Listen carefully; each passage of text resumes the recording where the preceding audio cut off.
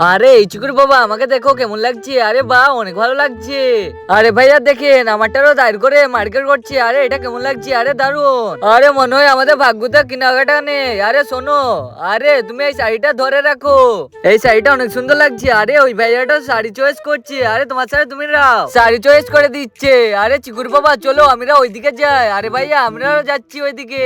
আরে বাহ চিকুর বাবা এই কোটটা তো তোমাকে অনেক দারুণ লাগছে। থামো এই টুপিটারও পিঁধে নাও। তাই নাকি? আমাকে হ্যান্ডসাম লাগছে।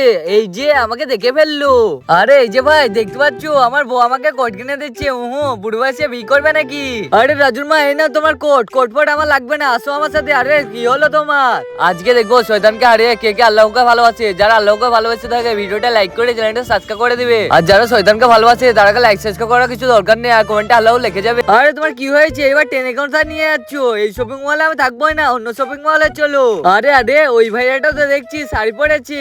আরে কি ভাই বইয়ের জন্য শাড়ি পিচ্ছ নাকি? হি হি। আরে ভাইয়া তোমাকে তো হেভি লাগছে, একবার কোবরা রাখেন। আরে তাড়াতাড়ি আমাকে সাইড দাও, মনে হয় ভাইয়া দেখে ফেলেছে।